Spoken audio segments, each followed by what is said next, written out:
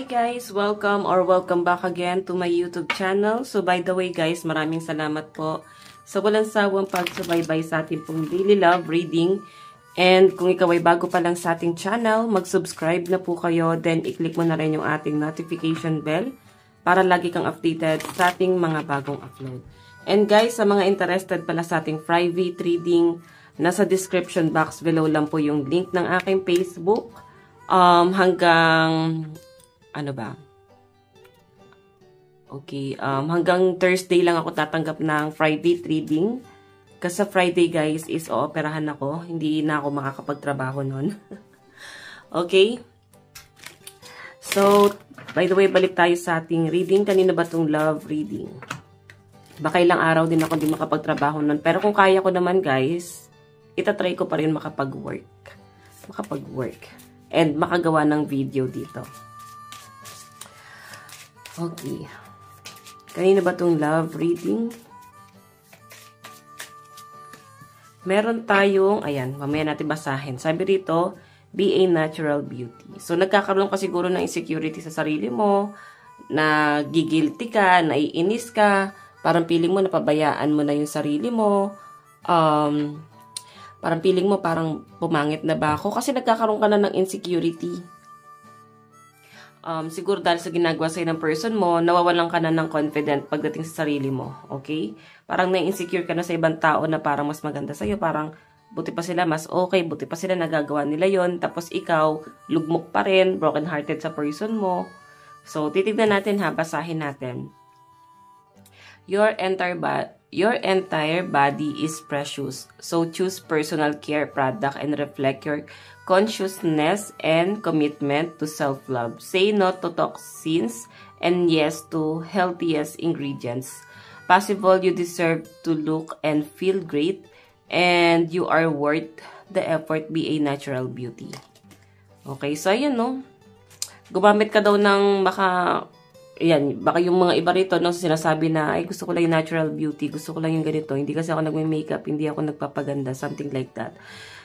Yes, tama naman yung mga gusto mong sabihin, pero guys, yun na hindi naman yun kaartihan yung pagkakaroon yung paggamit ng mga beauty product, no? Hindi naman siya kaartihan. Pagmamahal yun sa sarili mo. Ngayon, kung di ka kayang mahalin ng person mo, at least mahalin mo yung sarili mo. Bigyan mo ng kapayapaan yung sarili mo.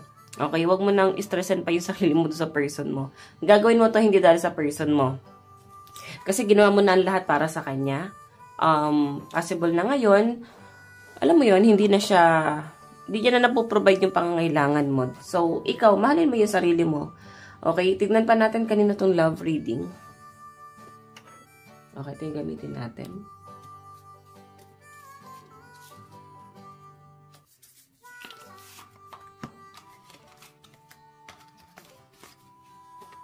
Kanina ba itong love reading? Kanina po itong love reading, spirit guide.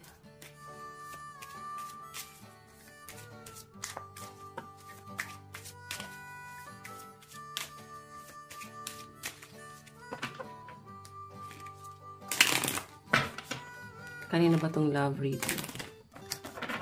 Okay. So guys, meron tayong engagement. Your love life is ascending to a higher level of commitment. Okay, so yun, parang ikaw binigay mo na yung buong ikaw sa person mo eh. Parang pinaglaban mo, hindi mo na kinausap yung pamilya mo, hinayaan mo na rin yung opinion ng ibang tao kasi pwedeng paniniwalaan mo to. Siya yung parang pinanindigan mo, siya yung parang minahal mo. So, hindi same yung nangyayari, no?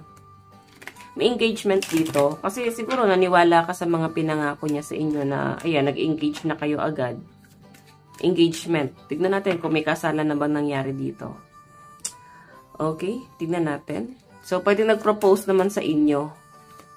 Nag-expect ka na, ay, baka magiging maganda naman yung relasyon ko. Kasi pinakasalan naman ako, papakasalan naman ako. Baka ganon. Tignan natin.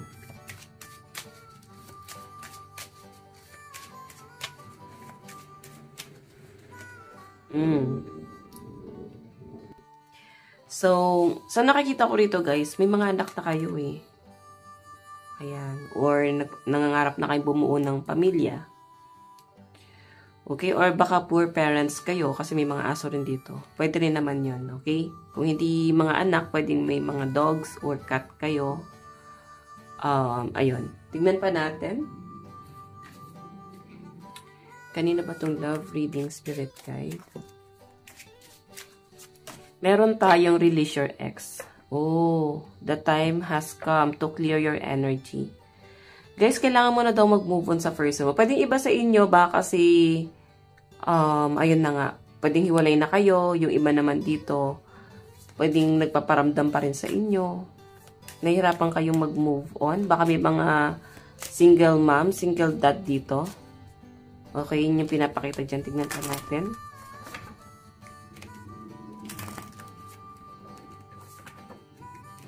Kanina po itong love reading. Kanina po itong love reading spirit guide. Kanina po itong love reading. Meron tayong make the effort. Great love is worth taking the step you're guided to take. Puro bata talaga. Feeling ko iniisip niya yung mga anak nyo kung may anak kayo or yung poor baby nyo. Okay? So, iniisip niya yon and sa nakikita ko dito, gusto niya mag-effort.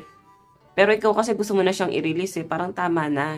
Parang mali na to. Hindi na tama yung tingin mo sa sarili mo.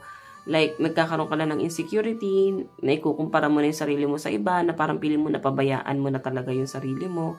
So, yun yung nakikita ko sa inyo, no? Parang gusto mong unahin mo na yung sarili mo dito. Parang na-realize mo siguro na walang ibang pwede magmahal sa inyo kundi ikaw lang. Kundi parang hindi ka naman niya kayang mahalin eh. Or at least alagaan. Parang hindi ka niya kayang mahalin, hindi ka niya kayang alagaan. Nandun naman yung love, pero hindi mo maramdaman, no? So, sinasabi rito guys, palayain mo yung sarili mo dyan sa ex mo, no? Pwede kasing nag-expect ka sa mga pangako eh. Like, sa mga pinangarap nyo. As in, nakasettle na lahat ng mga pangarap nyo. Pero hindi talaga siya guys nabuo or hindi siya natuloy. Okay? Tignan pa natin. Kanina tong love reading. Spirit guide. Meron tayong finances and career. Financial issues are a factor in your love life right now. Isa pa rito guys, parang hindi mo makita yung stability mo sa kanya. Like, kung nagkakaroon ng problema sa side mo, hindi mo siya nakikitaan na parang natutulungan ka niya. Parang nararamdaman mong pinababayaan ka niya, hinahayaan ka lang niya na ikaw na lang lahat mag-shoulder, ikaw lahat ang umako ng mga responsibility. Ganun yung pinapakita sa akin dito guys. So parang napapagod ka na napasanin lahat ng mga obligasyon. Tapos iniisip mo pa rito, nasa na siya? Nasa na siya doon sa eksena? Kasi hindi mo na siya makita doon sa eksena guys. Okay? Tignan pa natin. Kanina po itong love reading. Meron tayong religious factor. So, yun na nga, isa sa nakaka-apekto rito. Pwedeng foreigner yan, or pwedeng LDR kayo, nasa ibang bansa siya, or ikaw yung nasa ibang bansa, or baka parehas kayo, pero magkaibang bansa lang, okay? Pwede rin naman, guys, na magkaiba ng relihiyon, hindi kayo magkaintindihan. Parang ganon. Tignan pa natin. Meron tayong flirt. Extend your light-hearted energy to others. So, yung pinapakita sa akin dito, guys, ayan, may flirting na nangyayari. May nagkakagusto naman daw sa'yo. Oo. Diba? Pero hindi mo siguro ino-open yung sarili mo sa iba. Baka hindi ito yung pinaka-priority mo. Hindi yan yung parang iniisip mo magiging sagot. So, nagpo-focus ka muna sa sarili. Or mas maganda talagang mag-focus ka muna sa sarili mo. Okay? Huwag mo nang isipin yung galit mo sa kanya, yung inis mo sa kanya. Pwede kasi yung dating awa na nararamdaman mo or pagmamahal na nararamdaman mo sa kanya, napapalitan siya ng galit. Kasi nga, parang na-realize mo lahat na ikaw lang yung bumuo dito sa relasyon na to. Tapos siya, ano siya doon, character lang. Okay? Parang sumunod na lang sa kumpas mo. Masyado yung support na ginawa mo sa kanya. Binigay mo lahat. Ganun yung pinapakita. Meron tayong separation. Ayun, naghiwalay na talaga kayo, guys. Okay? Pero expect mo mukhang lalandiin ka pa nito, guys. Ayan. Time apart from your partner is on the horizon. Naku. Medyo mararamdaman mo pa rin siya, guys. Mahirapan ka, lalo na ngayong Saturn retrograde pala, no? Ngayon ko lang, tama ba, Saturn? Ito ko lang nalaman, ang tapos niyan is November. Kaya iba yung nararamdaman natin. Lahat naman apektado ng Saturn retrograde, guys, no? Pwedeng sa relationship yung iba naman, guys, something na pang long term. So, yun yung pinaka-focus ng retrograde ngayon. Parang iisipin nyo na is kung ano yung pang long term. Hindi lang to, guys, applicable sa relationship. Pwede na rin, guys, sa career. Kung may sakit kayo, parang gusto nyo nang tapusin to. Like, sige na, pa-opera na tayo, na-check up na. Parang pang long term din kasi yon, 'di ba? Na parang once na ma-heal ka na, ikaw rin yung magbe-benefit sa pangmatagalan. So, yung focus ng energy, guys, ng lahat ng tao ngayong retrograde is pang long term talaga yung iniisip nila. Okay, lahat ng tao affected dyan. So, ikaw nakikita ko, naisip mo nito is yung pang long term din, no? Hindi mo na nakikita yung stability rito. Parang siya na lang yung nag-benefits sa lahat. Meron tayong honeymoon. Meron tayong enjoy the bliss of holiday time together. Tignan natin.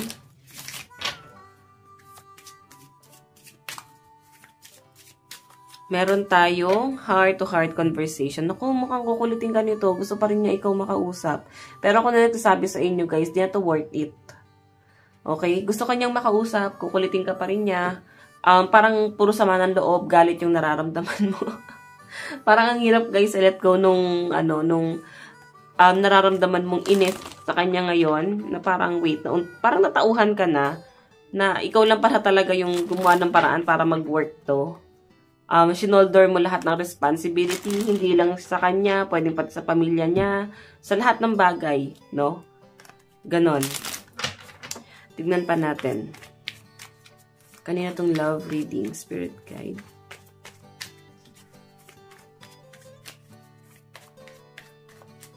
Meron tayong 10 of Cups, happy family reunion, happy endings marriage. So, alam nyo, guys, gagamitin nyo yung anak nyo. Kung may anak kayo or someone na malapit sa inyo, for babies nyo, or pwedeng yung memories nyo together kung wala kayong anak, guys. Yun yung ipare-realize niya sa inyo, guys. Yun yung parang gagawin niya reason kung bakit kumakontak siya sa inyo. Or kung bakit siya mangungulit dito, guys. Ayan, no? Gusto niya parang mabuo kayo ulit. Pero kasi parang pwedeng mainis ka dito na parang puro na lang ganon. Bubuin na lang to ng ganon. Parang, what I mean, ready ka naman, pwede naman sa inyo. Ang problema lang, guys, hanggang salita lang siya. Wala naman siyang ginagawa. So, ang nangyari, guys, parang feeling mo, pinapaasa ka nitong taong to. Okay? Meron tayong Ace of Swords. Ayan, titindi talaga yung realization mo, guys, sa paglipas ng panahon.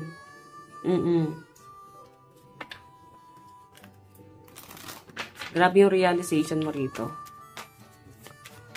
Tignan pa natin. Kanina po itong love reading spirit guide.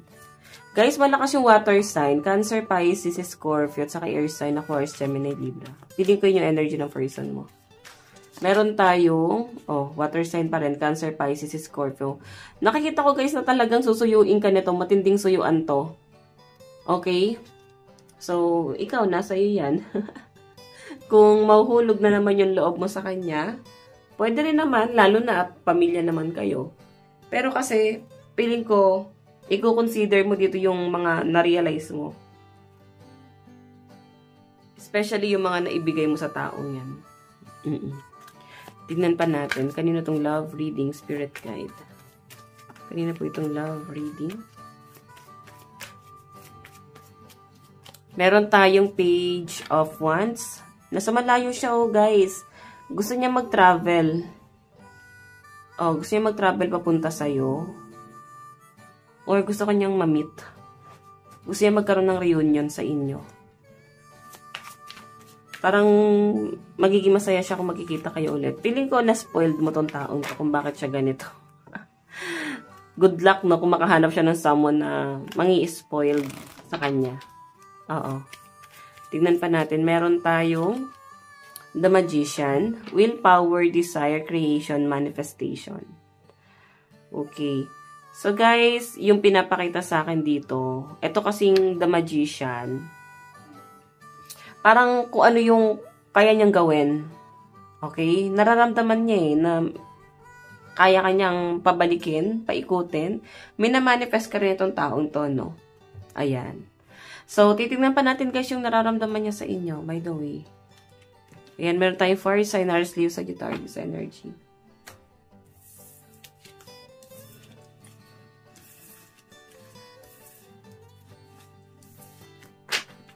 Okay. Tabi na natin to. Ano yung nararamdaman ni person sa'yo ngayon? Nararamdaman ng person mo sa'yo ngayon.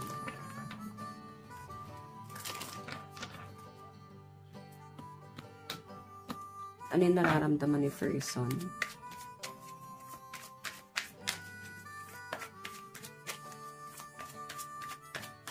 Meron tayong Page of Wands. Confident, new journey, fearless, enthusiastic. Nasa malayo siya, guys, eh. Mukhang nag-enjoy naman siya sa malayo, guys. Alam mo yung feeling na siguro sa harap mo, sa mga sinasabi niya sa'yo, down na down siya, problemado siya. Pero yung pinapakita sa akin dito, guys, Page of Wands, eh. Okay? So, yung mga pinapakita naman sa akin dito, masaya siya. Pero yung pinapakita niya sa inyo, or sinasabi niya sa inyo, malungkot siya, hindi siya masaya. So, ano ba to? Parang pa-victim si person, guys. Pero deep inside, mukhang nag-enjoy naman siya sa malayo. Tignan natin. Nararamdaman sa inyo. Meron tayong 9 of Pentacles, luxury, profit, success, home. Diba?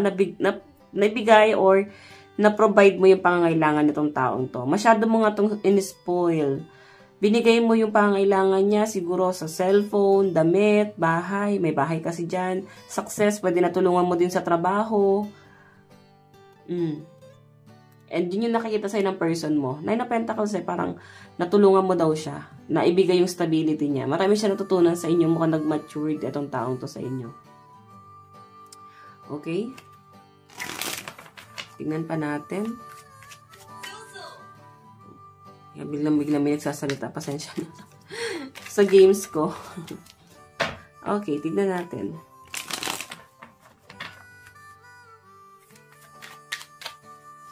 Meron tayong 4 of Cups, skeptical, apathy, negative outlook, and contemplation. Okay. So guys, yung pinapakita sa akin dito, yung nararamdaman sa inyo ng person mo, ito kasi oh. Alam mo, parang ito siya yung cloud. Nag-o-offer siya ng cup of love. Diba? Parang ikaw to. Parang ang dating parang walang nangyari nag-o-offer ka ng cup of love na parang hindi mo na-consider na nagkaroon ng third party or nagkaroon ka ng kasalanan sa akin. Parang ganun yung nararamdaman mo sa taong to. Ang laki ng disappointment mo, pero kung humaharap siya sa inyo guys, parang walang nangyari. Parang hindi ka niya nasaktan. Parang ganun. So, medyo guys, medyo praning itong person mo. Okay, tingnan natin. Additional message.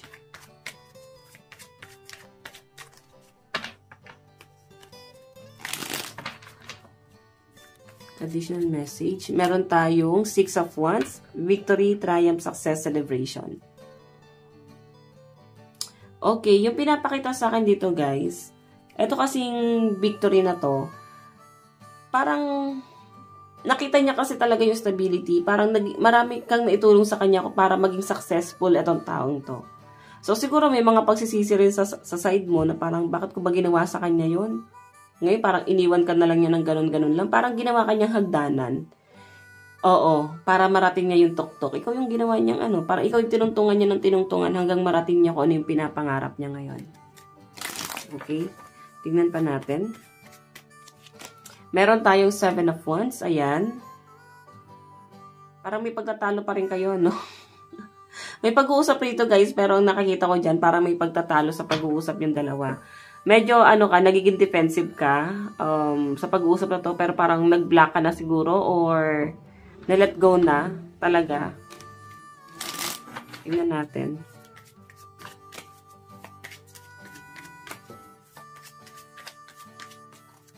Meron tayong the High Priestess, intuitive, subconscious, inner voice, third eye. Oh. Pero guys, si High Priestess, malakas pakiramdam na to ha. So, nakikita ko guys, mukhang pinapakiramdaman ka niya ngayon. Siguro ini-stock ka niya. Oo. Di ba kakastock sa inyo, nabigyan nyo na ng badge?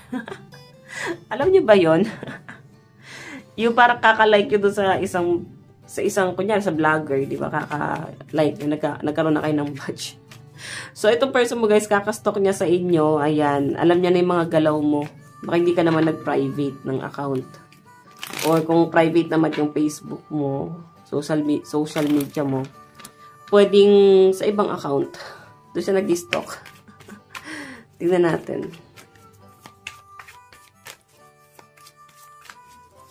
Meron tayong 7 of Swords. 7 of Swords.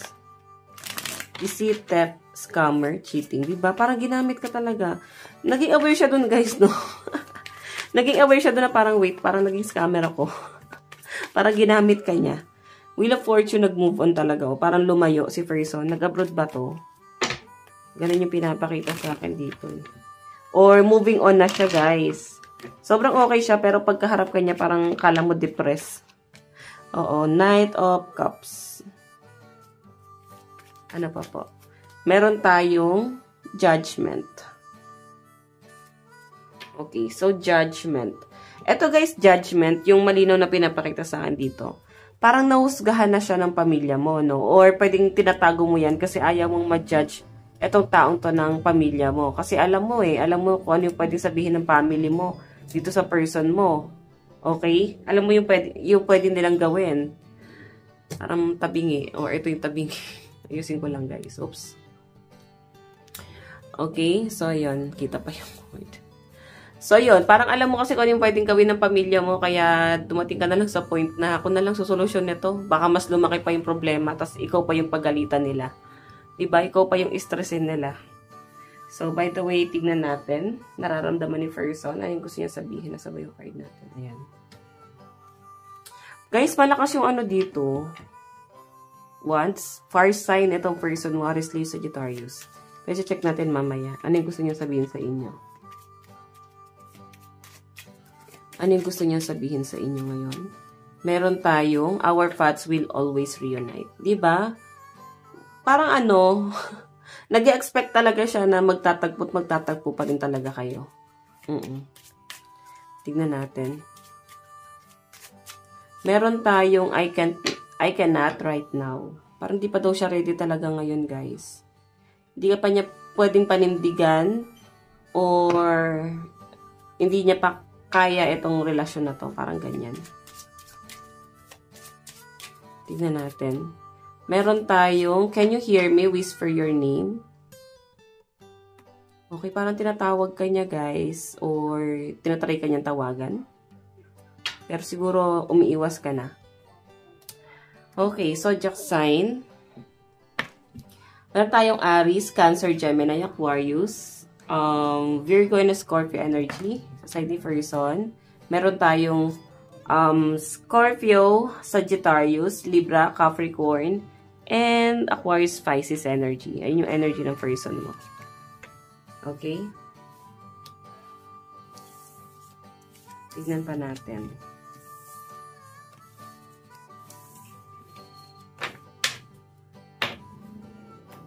Ito naman tayo sa energy mo. Ano yung nararamdaman mo sa person mo? Nararamdaman mo sa person mo. Meron tayong stop complaining. Naiinis ka sa kanya kasi parang di ka na naniniwala sa mga sinasabi niya. Yan, no?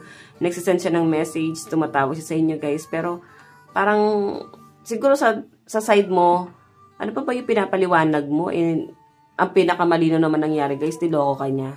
Ginamit ka niya. Pero ang dami niya pampaliwanag dito. Parang ang dating sa akin, tinatry ka pa rin niyang i-manipulate. So, ikaw naman, di ka naman madaling lokohin na dito. Tignan pa natin. Meron tayong stop repeating the same thing again. Ulit-ulit na lang na scenario. So, ikaw nananawa ka na kahit sa mga past relationship mo. Until now, ginagawa pa rin sa inyo. Parang napapagod ka na puro third party yung involved. Meron tayong I'm always a child. I am always a child. So, nakikita ko rito, guys, parang ano, gusto mo na lang ibalik yung pagiging masayahin mo talaga. So, I think, ano ka na dito, magpo-focus ka na sa sarili mo. Let go mo na yung taong yan, okay? Zodiac sign sa side mo. Meron tayong Aries, Cancer, Gemini, Taurus, Pisces, and Aquarius energy.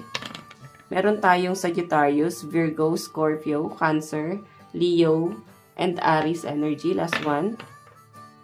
Sagittarius, Virgo, Scorpio, Cancer, Aries, and Leo energy. Okay, in the near future, ano ba yung magaganap dyan, Spirit Guide? Kunin ko lang to. In the near future. In the near future. Meron tayong love yourself first. Ayan o. Your self-respect makes you more romantically attractive. Diba? Mahalin mo daw muna yung sarili mo.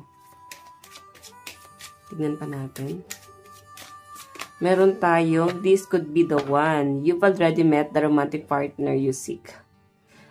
Oh, natagpuan mo na. Kilala mo na ata yung someone na talagang pwedeng maging next partner mo. Pwedeng nakakausap mo na rin. Pero may nakakita ko diyang someone. Meron ka makikilala na bago. Meron tayong children. Ayun, yung iniisip mo rito is yung nagko-connect pa rin talaga sa inyo. Okay? So guys, ito lang naman po ang inyong daily love reading again. Bukas po ulit. God bless and love you all. Bye-bye po.